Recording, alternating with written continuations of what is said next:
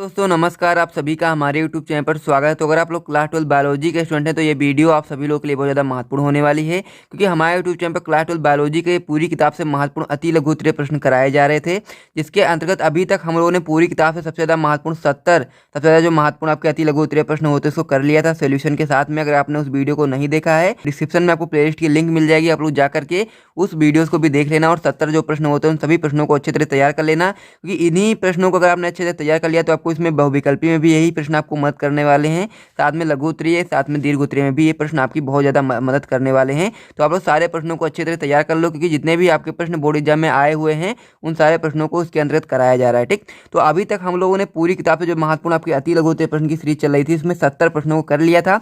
आज के इस वीडियो में हम लोग उसके आगे के प्रश्नों को करने वाले हैं और आज के इस वीडियो में हम लोग 80 प्रश्नों तक कंप्लीट करेंगे और उसके बाद में फिर आपका 1 या 2 पार्ट और आएगा, बस फिर आपका जो टॉपिक होगा पूरी तरह से कंप्लीट हो जाएगा। ठीक, तो वीडियो बहुत ज़्यादा महत्वपूर्ण होने वाली है। अगर आपको वीडियो अच्छी लग रही है तो आप लोग वीडियो को लाइक करिए, साथ में चैनल को भी सब्सक्राइब करिए।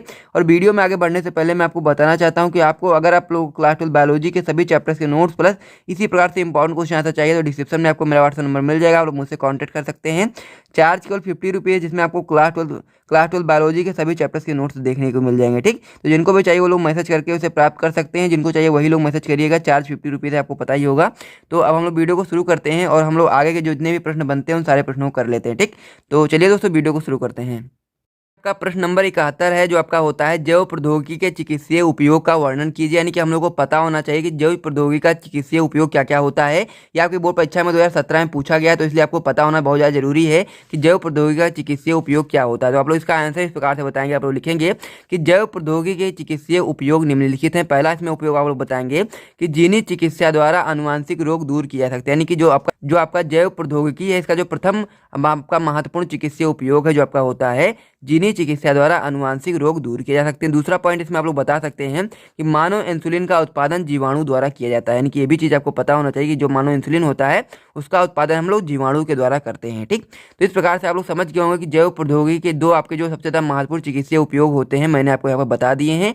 इसे आप लोग नोट कर लीजिए, 2017 में क्वेश्चन पूछा गया था, हो सकता है 2023 में भी पूछा जाए, तो इसीलिए आप लोग इसको अच्छे तरह तैयार कर लेना। ठीक, फिर हम लोग अगले क्वेश्चन की ओर बढ़ते हैं।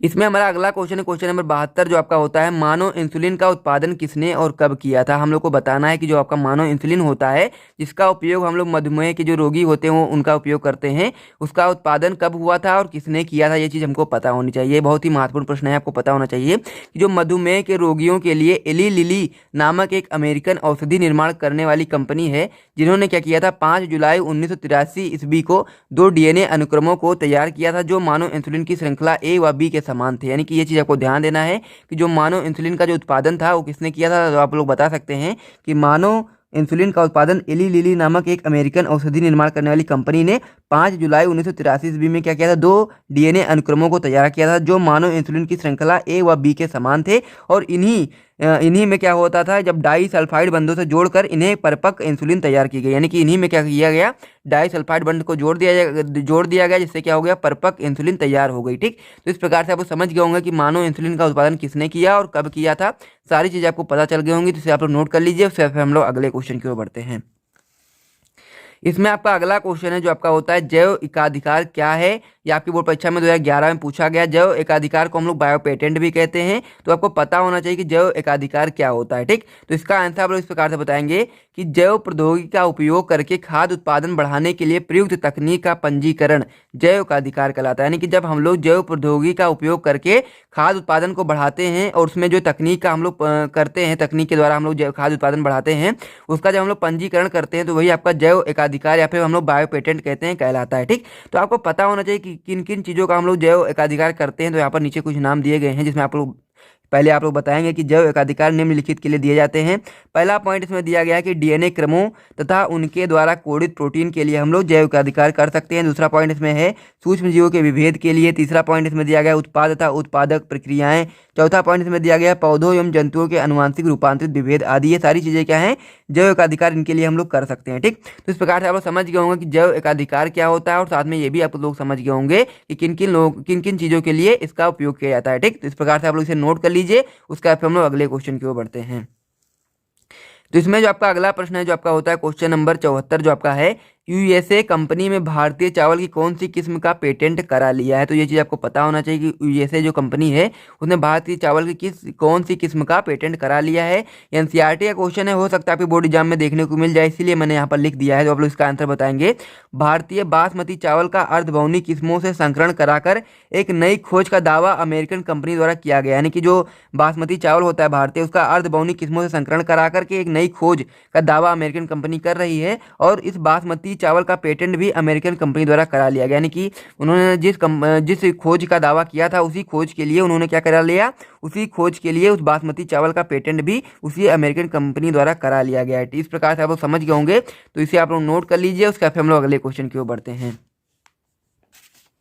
तो इसमें आपका जो प्रश्न नंबर 75 है, जो आपका होता है पुनर्योगज या फिर पुनर्संयोजन डीएनए का निर्माण सर्वप्रथम किसने किया था? तो आपको बताना है कि पुनर्योगज या फिर हम लोग पुनर्संयोजन डीएनए कह सकते हैं का निर्माण किसने किया था सर्वप्रथम? तो आप लोग बताएंगे स्टैनले कोहेन व हर्बर्ट बोयर ने 1972 ईस्वी में सर्वप्रथम पुनर्योगज डीएनए का निर्माण किया था। ये क्वेश्चन आपका बहुविकल्पी प्रश्न में पूछा जा सकता है, तो इसलिए आपको याद रखना है कि जो आपका पुनर्योगज डीएनए होता है उसका सर्वप्रथम निर्माण स्टैनले कोहेन और हर्बर्ट बोयर ने 1972 ईस्वी में किया था। ठीक, तो इस प्रकार से आप लोग इसे भी नोट कर लीजिए, काफी महत्वपूर्ण प्रश्न ये भी था आपका। उसके बाद हम लोग अगले क्वेश्चन की ओर बढ़ते हैं।